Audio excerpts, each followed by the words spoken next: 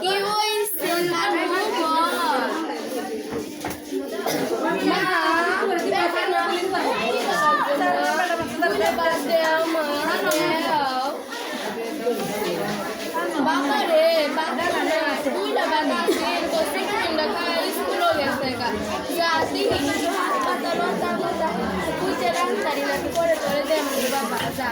আচ্ছা মা আমি ফ্যান পাচ্ছি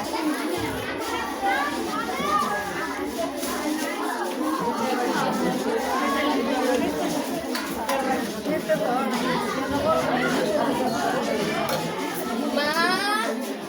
ও মা মা কই গেছো মা কি হইছে মা কাইফা বল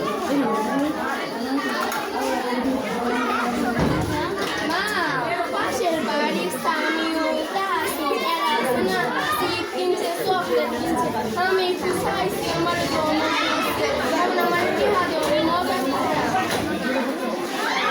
কাইফা রে আমার তো কোনো কেনা নাই ওরে কেমনে দেন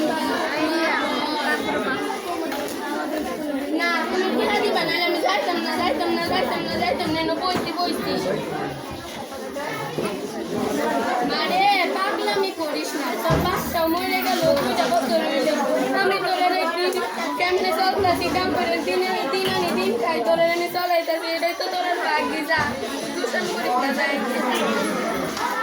আচ্ছা মা আমি যাইতাছি দুপুরে বসে আসা যদি না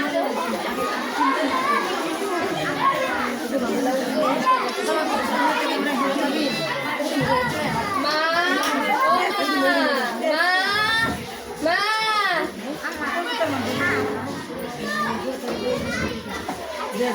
কি হয়েছে মা সাইফা বল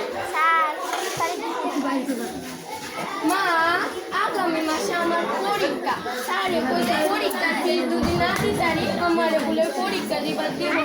মা আমার অনেক শখ মেট্রিকটা পাস করবা আবারও শখ আছে আমার ডাক্তার বানাইতে তাহলে তুমি আমার ভর্তি ফিস দেও আমি পরীক্ষা দেই না মা আচ্ছা দেখি একটা পাওয়া হতাই নাকি আজকে জমিদারে বাজারে আমি বেতন দেওয়ার কথা বুঝি দেয় তোর আমি বাপুরে দেবো দেখি আচ্ছা মা আমি যাই তাইলে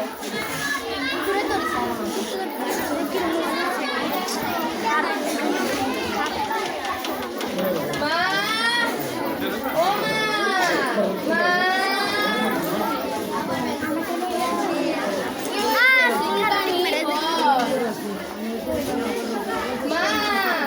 সামনে মাস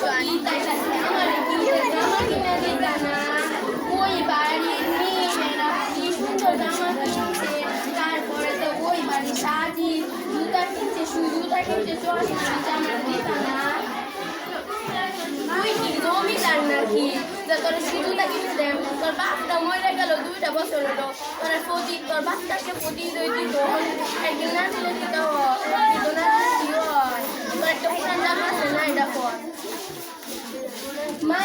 পুরান জামা পরেন কেন ঈদ করবা আমার ঈদের জামা দেও মা